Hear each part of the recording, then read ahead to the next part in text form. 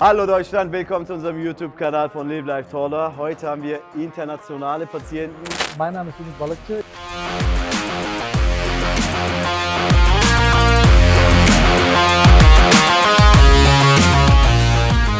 Jawohl, mein Name ist Basim.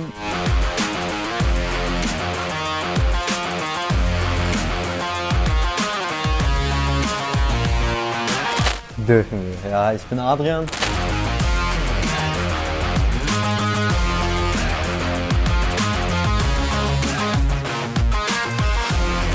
Ja, nee, also ich bin der Leon.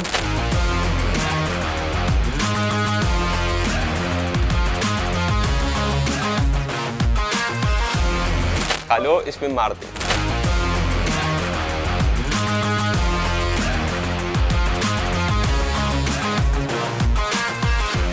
Aber doch, wir können alle auch gemeinsam die gleiche Sprache sprechen, Deutsch. Jungs, ich habe viele Kommentare, ja, die Deutschen denken sich auf, warum nicht auf Deutsch, warum auf Englisch, ja, weil wir halt natürlich international arbeiten, wirklich Indonesien, Amerika, wirklich ganze Welt kann man schon sagen, außer die Pinguine haben hier jeden operiert. Deswegen, Leute, tun uns leid, wir müssen wirklich immer so die meisten Videos auf Englisch immer posten. Aber jetzt, heute werden wir mal auf Deutsch sprechen, weil die Patienten alle, ich auch, Deutsch sprechen kann. Ich würde mal sagen, starten wir mal. Bro, ich möchte mal mit dir starten. Sehr Wer gerne. bist du? Was hast du gemacht? Und ja, wie fühlst du dich? So, also mein Name ist Ümit Balıkçı, ich bin 42, komme aus Köln, aus Deutschland. Bin dort auch geboren, aufgewachsen, wohne jetzt mittlerweile seit 2 Jahren hier in Istanbul. Habe mich nach langer Überlegung entschieden, meine Beine zu verlängern. Da habe ich gesagt, jetzt habe ich das Geld und die Zeit. Ich habe Oberschenkel Precise gemacht, unten die Lohnmethode. Ich wäre theoretisch heute fertig gewesen, aber durch einen kleinen Missgeschick habe ich nicht aufgepasst, bin ausgerutscht, bin gefallen, habe dann einen leichten Riss gehabt, einen Knacks gehabt. Ist aber auch jetzt knapp 5 Wochen her. Ist alles verheilt, wird diese Woche entfernt und ich habe dann meine Größe von 1,80 knapp erreicht. Ich war 1,66,3, also knapp 1,67 sage ich mal. Jetzt bin ich 1,80, bin sehr, sehr zufrieden und ja, läuft alles super. Wie fühlst du dich, Bro? Merkst du, dass du auch gewachsen bist? Ja, absolut, weil ich habe letztens einen Patienten hier kennengelernt oder auch gesehen, der hatte also meine alte Größe gehabt und mir ist er so aufgefallen, ob er so knapp 1,52 groß wäre, weil das sah schon komisch aus, der sah schon sehr, sehr klein aus und dann habe ich gefragt, wie groß ist er? Dann wurde mir gesagt, der ist 1,64,5. Da dachte ich, wow, wir sind ja fast gleich groß und da ist es mir das erste Mal aufgefallen, dass ich fast einen halben Kopf oder einen ganzen Kopf größer bin und das war schon ein Glücksmoment für mich und da habe ich gesagt, wow, du bist echt gewachsen, da habe ich das gesehen. Weil ich gucke jeden Tag in den Spiegel und da habe ich das in den ersten 6 Wochen gar nicht gesehen. Warum wachse ich nicht? Und ich persönlich habe das nicht gesehen, Okay. aber alle anderen, die haben es gesehen. Also so in der Ich-Perspektive sieht man das nicht, das ist so wie bei Bodybuildern, die trainieren, haben so große Arme, aber die merken das dann nicht. Okay. Bis dann andere dich dann nach 1, 2 Wochen sehen, dann sehen dann auch schon das Ergebnis. Auf jeden Fall. Aber ich meine, wir sind jetzt 6 Leute. Alle haben LON gemacht, also am Oberschenkel. Ich habe auch Unterschenkel gemacht, aber die Jungs haben, genau, du hast auch Ober- und Unterschenkel gemacht, LON. Du hast Oberschenkel jetzt, er will Unterschenkel auch und du hast Oberschenkel gemacht. Nur du hast beides gleichzeitig gemacht, also quadrilaterale Operation. Genau, die Kombination. Ich hätte mir gewünscht, dass ich auch Unterschenkel auch Precise mache, aber weil der Knochenkanal war zu dünn, hat leider nicht gepasst, aber ich bin auch so zufrieden, ist alles wunderbar. Ja. Okay, ich komme dazu Super. später, wie Gerne. waren die Schmerzen und so weiter. Bruder, du bist jetzt auch mittlerweile sehr berühmt. Ja, Bruder, Basim. ich glaube, jeder kennt mich hier. Okay, kannst du Ja. noch mal kurz... Jawohl, mein Name ist Basim, komme aus Stuttgart. Ich habe am 31.08.2021 meine erste Operation gemacht, Überschenkel. War 10,3 cm habe ich erreicht. Und danach 3 Wochen später habe ich Tibia gemacht, also Unterschenkel. Das war 4,2 oder weiß nicht mehr genau. Auf jeden Fall, ich habe über 14 cm erreicht, Oberschenkel und Unterschenkel. Das hat natürlich mein Leben komplett geändert. Das war mein Ziel. Ich wollte auf jeden Fall die OP machen, weil man schon über, sag mal, 18 ist, man kann halt nur durch Operationen größer werden. Ich habe alles versucht. Manche machen Werbung, durch die Tabletten kannst du größer werden, durch weiß nicht was, aber geht nur. Oder durch Wachstumshormone. Ja. Es ist alles nur Lüge, weißt du, ich glaube nur Geld. Geht nicht. Nur Das Operation. ist auch sogar weil- sehr schlimm, habe ich gehört. Das macht irgendwie Herzprobleme, wenn man diese Tabletten nimmt übrigens. Soll sehr, sehr das schlimm bringt sein. gar nichts. Du bist jetzt, wie lange ist schon her, dass du die OP hast? Nur mal kurze Erinnerung. 1 Jahr und 7, 6 Monaten, weiß nicht mehr genau. Okay, also Genau. fast 1,5 Jahre. 1,5 Jahre, sagen wir. 1,5 Jahre, okay. Genau. Also schon, dass du die OP hast. Super. Bro, können wir dich mal kennenlernen? Dürfen wir. Ja, ich bin Adrian. Bin damals ja, auf Live Life Taller sein immer auch aufmerksam geworden, weil ich auch einer der wenigen Patienten auch war, der ein gesundheitliches Problem hatte. Ich hatte eine Beinlängendiskrepanz von 2,8 waren es, fast glaube ich. 3, Ne? genau. Also fast 3 Zentimeter. Also umso älter ich wurde, desto mehr Probleme hatte ich, ob jetzt mit Rücken oder Schultern und alles. Auch immer mehr Beschwerden und Schmerzen. Ja, und dann habe ich mich im Prinzip mit dem Team hier ja, auseinandergesetzt und alle mal so kennengelernt und sind wir das alles durchgegangen und ich war halt direkt überzeugt von dem ganzen Konzept, wie es gemacht wird und habe jetzt schlussendlich, letzte Woche war meine OP, also Entfernung, ich hatte auch die LOM-Methode, ja 9 cm erreicht, also 1,69 waren es vorher und jetzt sind es 1,78 und überglücklich, also es sieht sehr, sehr gut aus und es fühlt sich auch gut an. Hier ist immer schwierig zu merken, weil hier wachsen ja irgendwie alle Patienten auch mit. Gleichzeitig. Ne? Aber wenn man mal dann so rausgeht, die Wahrnehmung ist halt eine ganz andere. Ja, ja. Im Einkaufszentrum und so weiter. Ja, genau, sowas zum Beispiel. Hast du Komplimente bekommen oder irgendwie? Also ich weiß nicht, ob es an mir liegt oder man hat so das Gefühl, die Leute nehmen auch einen ganz anders wahr. Okay. Ne? Weil man ist ja auch dann irgendwie, bei mir ist es so, ich sehe dann von Weitem 2 Personen und denke mir so, boah, die haben aber eine schöne Größe. Dann stehe ich aber daneben und merke, ich habe die gleiche Größe. Oder größer sogar. Ja, oder größer sogar, weil mein Inneres hat das noch gar nicht so verstanden, aber Zahlen lügen ja bekanntlich nicht. Also ich bin tatsächlich 9 cm größer geworden. Wie war es bei dir, Bruder? Also nach 14 cm, hat dein Umfeld was gesagt? Oder hast du das gemerkt oder hast du irgendwelche Vorteile gesehen, mal ganz ehrlich? Natürlich, Bruder, weißt, nach Entfernung brauchst du ein paar Monaten, bis du halt ein bisschen, das ist normal, Ja, weißt, ja. da kannst du nicht schnell merken. Und danach halt, wenn du schon normal laufen kannst und so, da wird jeder halt merken. Nicht nur du, sondern alle Menschen, die dich halt vorher kennen, weißt, wird jeder fragen, wie, wo, weißt. Es wird alles anders. Hast du irgendwie so auch Komplimente bekommen oder? Ja, natürlich. Okay, die kennen das ja, die wissen ja nicht, dass Ja. wir auch die OP gemacht haben, weißt du, was Ja. ich meine? Manche wissen, manche nicht, aber Okay. für mich ist eigentlich egal. Ich habe mein Ziel erreicht, bin größer geworden, mir geht es jetzt sehr gut. Das ist für mich alles. Weil die Jungs Bin können jetzt glücklich. nichts dazu sagen, aber du warst ja doch in Deutschland. So, merkst du jetzt, dass du nicht mehr klein bist in Deutschland, Bruder? Ja. Ja? Ich habe ja zu dir vor ein paar Tagen gesagt, ich habe nie in Deutschland meine Körpergröße gemessen, Okay. Warum? weil ich nicht mehr brauche. Ohne Witz, ich habe nie nach der OP. Cool, Mann. Ich habe gemerkt, das reicht, okay, fertig. Außer wegen meines Ausweis musste ich, ansonsten war ich noch nie beim Arzt wegen irgendwie oder mein Körper. Ja, übrigens, Ausweis, Jungs, er Ja. hat seinen Ausweis geändert. Geändert. Genau, Da haben sie mich gefragt, wie geht das? Ich habe gesagt, Bro. Wundersgeschenk. Wirklich ein Wunder. Ja. Apropos Ausweis, Ja, hier steht drin, ich bin auch 1,67. Oh. Offiziell habe die Größe von 1,67, jetzt muss ich 1,80 machen lassen.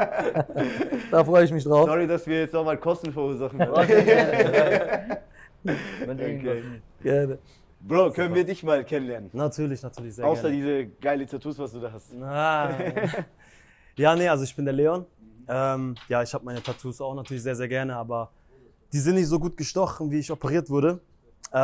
Trotzdem, ich liebe meine langen Beine auf jeden Fall jetzt schon. Also ich merke, dass ich größer werde. Ich war 1,72,5, jetzt müsste ich 6 cm haben. Ich fühle mich deutlich größer und mein Ziel ist 1,90, also wirklich Maximum mit Oberschenkel-Unterschenkeloperation. 1,90. Je nachdem, was halt mein Körper auch hergibt. Ne? Also wenn mein Körper halt 15, 16 cm hergibt, nehme ich auch, top. Aber ich habe mir halt auch gedacht, so, das ist eine einmalige Sache, das machst du einmal im Leben. Und auch zeitlich gesehen ist es halt für mich so, dass es jetzt gerade passt. Und ich halt auch aus Proportionen her, klar, wenn ich jetzt nur oben machen würde, würde mir auch gefallen. Aber ich einfach so noch mir denke, so komm, mach ich das zweite auch noch hinterher, schadet nicht, so, wieso nicht? Und ich versuche das dann einfach. Aber Bro, ich habe jetzt eine Frage. Du bist jetzt, weil nur du bist jetzt gerade in der Verlängerungsphase. Bei Ümit haben wir jetzt nur stabilisiert, aber du hast jetzt noch die Fixateuren dran. So, willst du trotz dessen noch Unterschenkel auch machen? Also es ist so, ich bin ehrlich, es gab natürlich Tage, wo ich auch gesagt habe, so ey, niemals Was mache ich mach ich jetzt denn? noch Tibia. Ja klar, das ist so am Anfang, gerade wenn du so 2 cm, 3 cm hast, das ist halt so, dass es wie so ein großer Weg ist, den man auch gehen muss, ne? Weil es ist halt schon ein bisschen schleppend auch. Aber jetzt bin ich bei 6 cm und merkst so, hey, alles ist absehbar. Und in einer gewissen Zeit kann ich schon wieder in Deutschland sein.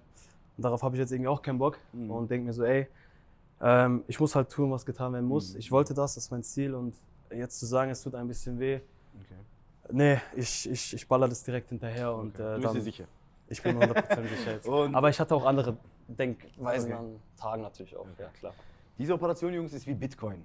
Mal bist du reich, morgen bist du komplett arm. Also, hab gesagt, Diese Achterbahnfahrt, Genau. ja, Ja, kenne ist ich wie auch. Gambling ist das. Das ist eklig. Das ist wie Gambling. Einen Tag geht's dir gut, Ja? anderen Tag hast du ein bisschen Schmerzen, so hoch, runter. Aber alles gut. derjenige, der genossen hat, war nur der Basim. Er war jeden Tag bei Shisha Bar. Ja, Bruder, ich könnte Er hat mir jeden Tag ein Video geschickt. Glock, glock, glock, glock. Ja, Diese ich Geräusche. kann nicht die ganze Zeit, weil ich zu Hause bleiben, auch wenn ich in Deutschland bin oder ich kann nicht, ich muss irgendwie raus. Ja, zwischendurch einen Tapetenwechsel muss ja auch Ja, sein. das stimmt. Sonst fällt hier Aber einfach schon Bruder, er dick war auf den Kopf. jeden Tag Jeden Jeden Tag, Wahnsinn. Tag. Darf ich warst das im mal Sommer, einblenden, ne? ein paar Videos von dir? Ja, ich habe Das ist mega, mega, mega. ein Taxi, der kommt jeden Tag, holt mich ab, wieder bringt mich Er war Stammgast dort. Der ist reich geworden, weil Er sucht nach dir, er sagt, wo ist was? Ja. Er sagt, er mal soll die dritte dritte Film Operation machen. wieder. Okay, also, trotz dessen willst du die Tibia machen. Ja. Du bist dir 100% sicher. Ja, also es ist so, dass ich jetzt halt natürlich auch den Prozess kenne. Okay. Ich bin selber erstmal natürlich am Schauen. So, mein Ziel sind 10,5 hier oben. Aber ich bin auf einem guten Weg und ja, ich habe hier auch viele Vorbilder, wie zum Beispiel Denzel, Brian, so, die das auch durchziehen so und an denen orientiere ich mich auch ein bisschen und ja, das wird gemacht, das ziehe ich durch. Bro, ich habe jetzt eine Frage so Ja. an dich. Ich weiß nicht, vielleicht sagt ihr auch, stimmt mir zu oder nicht. Ja. Du wirst nach der OP wie groß sein, nach der Oberschenkel? Nach dieser Operation, also wenn ich 10,5 schaffe, oder sagen wir mal 10, also für mich halt 10,5, weil ich war 1,72,5, dann wäre ich 1,83. Bro, Ist top, ich weiß. Also warum Geil- 1,90? geile Genau, Größe. das will ich zum ist Beispiel eine geile. verstehen. Ich bin generell so ein Mensch, ich war schon immer so extrem ein bisschen so. Ah, okay. Und 1,83, ich fühle mich jetzt auch schon top. 1,78, zwischen 1,79 ist auch perfekt. Also ich kann mich echt nicht beschweren. Aber ich sehe das halt als so ein Bonus. So. Ich habe die Möglichkeit dazu. Es ist wie, ich habe eine Krankheit, kann ein Medikament nehmen. Entweder ich nehme es oder ich nehme es halt nicht. So. Ich habe die Möglichkeit, deswegen Bei dir ist alles oder nichts Prinzip. alles oder nichts. Ja.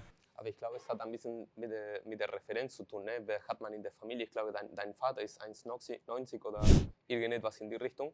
Um ehrlich zu sein, nein. Also es ist bei mir so, dass meine Familie so durchschnittlich groß ist, also auch 1,82. Aber es ist halt bei mir so, ich will halt gerne groß sein. So 1,83 ist schon groß, natürlich mit Schuhen, du bist noch größer so.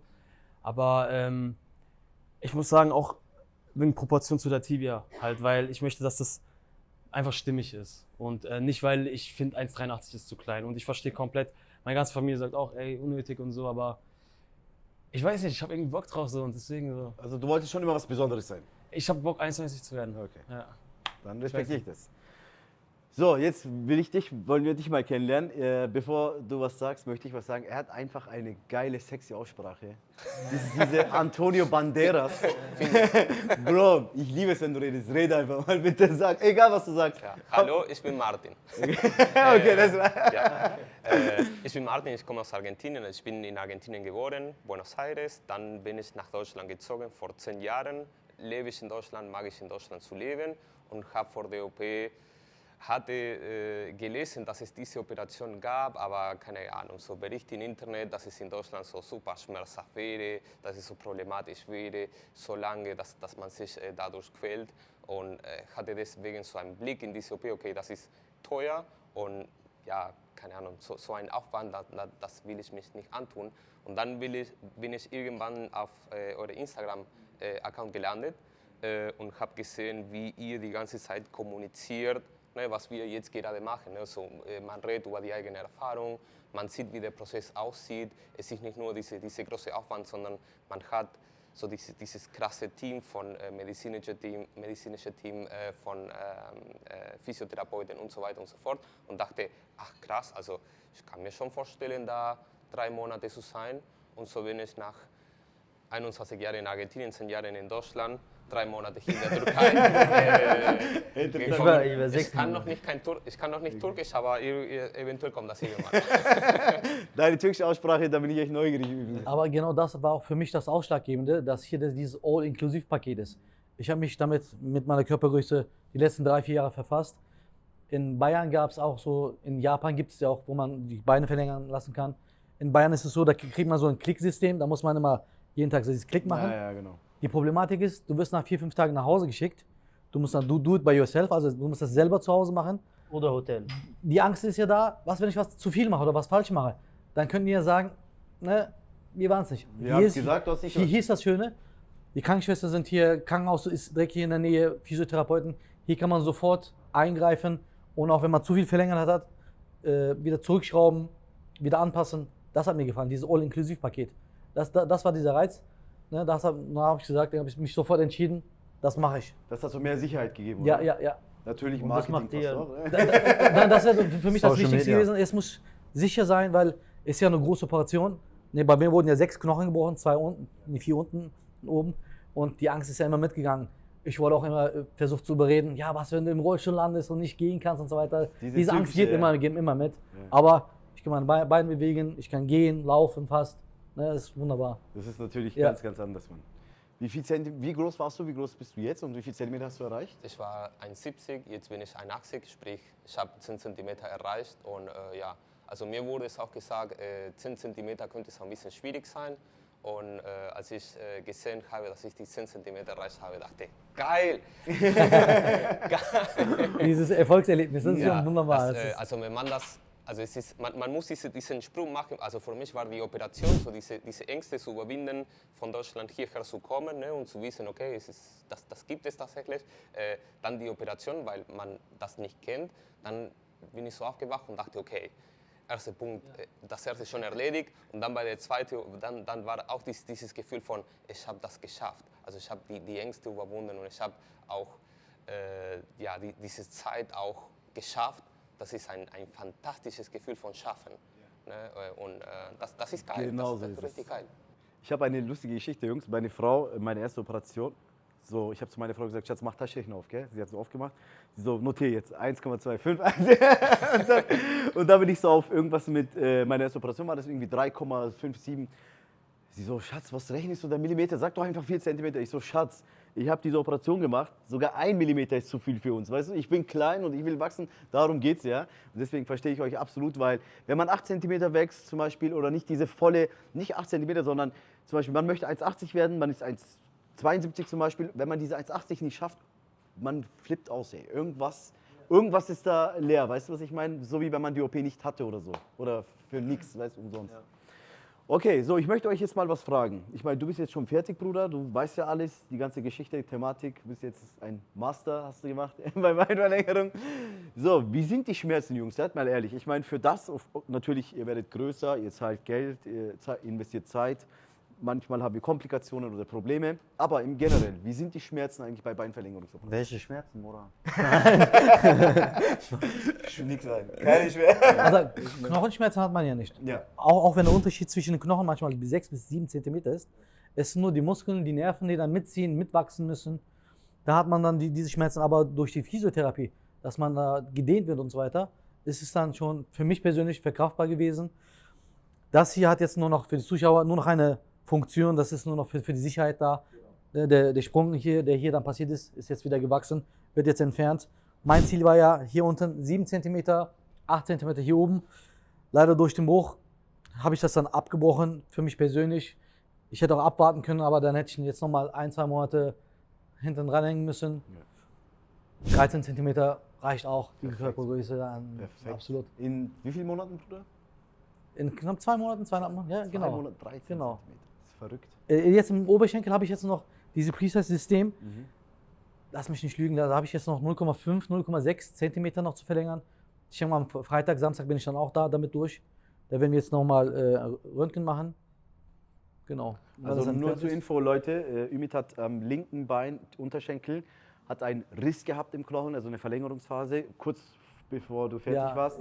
Durch einen kleinen Unfall Genau. gestürzt, der Boden war nass. Und wir haben 2 Möglichkeiten gehabt, entweder mit Gips das Ganze zu schließen und Fixatoren zu entfernen oder die Fixatoren dran lassen. Dr. Al hat gesagt, Fixatoren dran lassen ist besser, weil dann heilen die Knochen. Du kannst auch währenddessen Sport machen, in Alter-G oder bewegen und das fördert nochmal deine... Du hast mit dem Gips wäre es noch 3 Monate, ne? Unmöglich, oder? ja. Unmöglich Nicht gewesen. 3 Monate, aber so ungefähr 8 Wochen. Ja. Ah, Schlimm. Horror. Ja.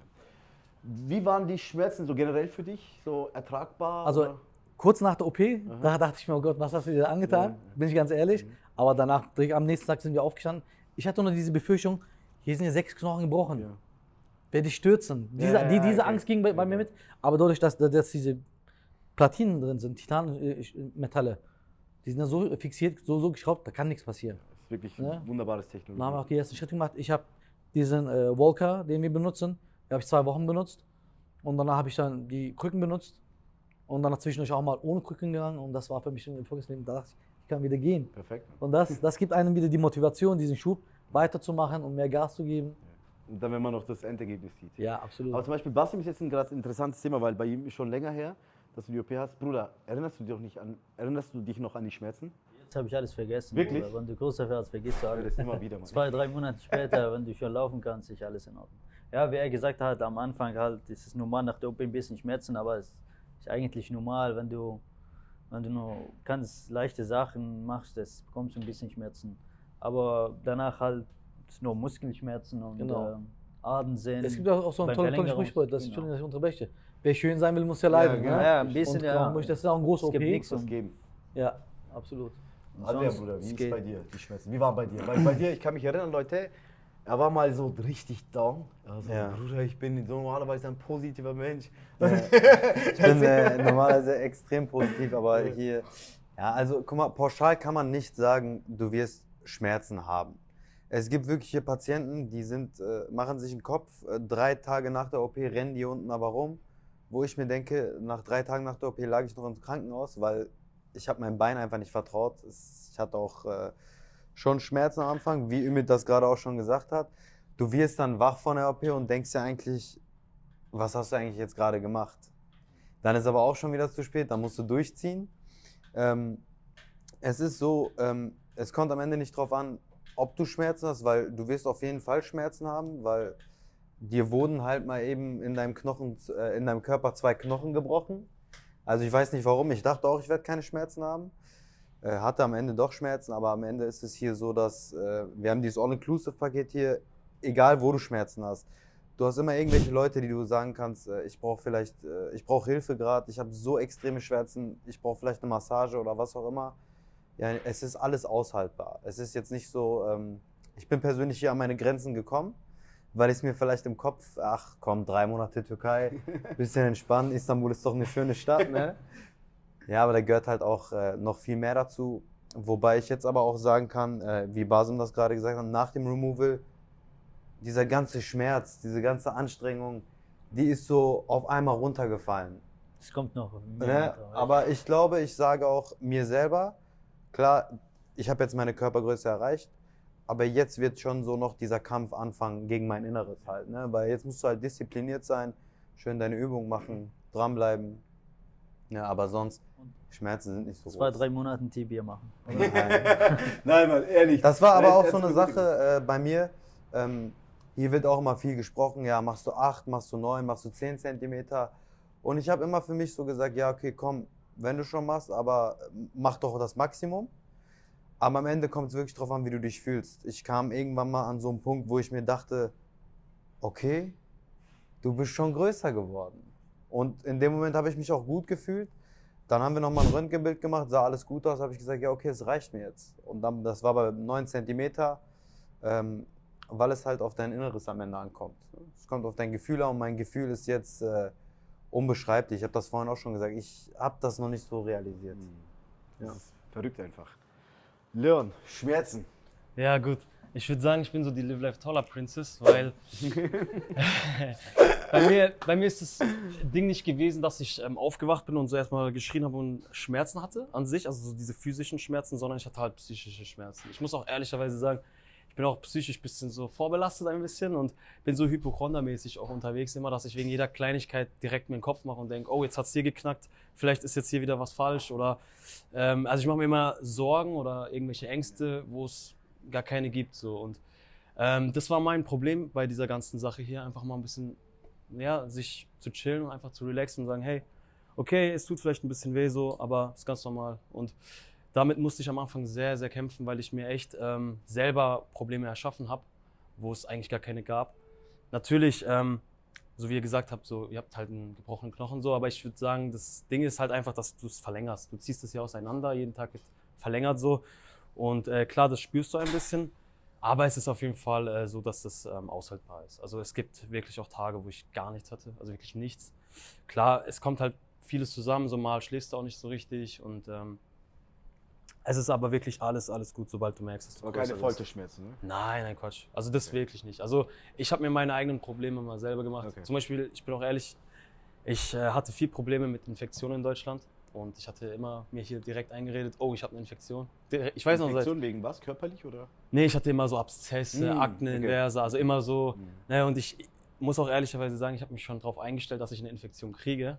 So, und ja, ich habe die ganze Zeit so innerlich so drauf gewartet, wann kommt's und jetzt bin ich bei 6 cm, hab sie nicht. Und es ist auch richtig, dass man sich das nicht die ganze Zeit einredet, weil dann kriegst du es auch wirklich, deswegen gar nicht drüber nachdenken. Und selbst wenn was passiert, dann weiß ich, dass ihr füreinander da seid. Und ja, im Endeffekt, ich habe mir meine Probleme selber gemacht, deswegen ich kann nur sagen, wichtig ist, dass man ein starkes Mindset hat, weil du kannst dich hier aufbauen, du kannst dich motivieren, du kannst dich aber auch hier richtig fallen lassen und in Depression geraten. Und es ist wichtig auch, finde ich, dass man sich so als Team hier in der Lobby so pusht und nicht gegenseitig runterzieht. Das ist das Wichtigste. Genau. Schmerzen? Ja, also ich hatte die. Ne? Ja. Also man hat die Schmerzen, aber das ist, ich glaube, du hast es angesprochen schon, es ist viel eine Kopfsache. Ne? Und bei mir hatte der Physiotherapeut gesagt, ab 6 cm werden die Schmerzen nicht größer, aber du bist schon müde. Ne? Und das hat gestimmt. Ne? Also bei mir ist das so ein bisschen gestiegen und dann ab die 6 cm waren es noch ein bisschen mehr. Klar, ich war müde. Und dann war das so, als ich gesehen habe, dass ich die 9 cm erreicht habe und dachte, okay, da gibt es Licht am Ende des Tunnels, da gab es keine Schmerzen mehr. Oh, okay. Also das letzte Zentimeter habe ich so durchgezogen, so problemlos. Da war es für mich klar, das ist viel eine Kopfsache. Und klar, es tut weh. Aber man hat hier das ganze medizinische Team und die Pillen so ganz normal, also Alltagsding, so ein Diclofenac. Und damit hast du keine Schmerzen mehr. Und ich könnte perfekt schlafen. Ich weiß, dass es bei vielen so ein bisschen anders ist, aber ich könnte immer wieder perfekt schlafen. Und ich hatte auch nicht krasse Schmerzen die ersten Tage. Ich hatte eine Komplikation mit dem Meniskus. Ne? Deswegen könnte ich so die ersten Tage nicht laufen. Aber die ersten Tage könnte ich deswegen nicht laufen, aber ich hatte deswegen auch keine Schmerzen. Also ich bin so aufgewacht und dachte, naja, ist so. Und dann ging das weiter. Also es gibt Schmerzen, aber die sind erträglich. Und wie ihr sagt, wer das will, dann muss dafür was machen. Ne? Also was auch hier ungemein hilft, wenn man Schmerzen hat, dann kann man auch mal 1 bis 2 Tage mal Pause machen mit der Verlängerung. Das hilft auch, dass die Muskeln sich dann ein bisschen erholen. Ich habe das persönlich gemacht, fast jedes Wochenende habe ich mal so Cut gemacht und montags ging es mir dann nach der Physio viel besser.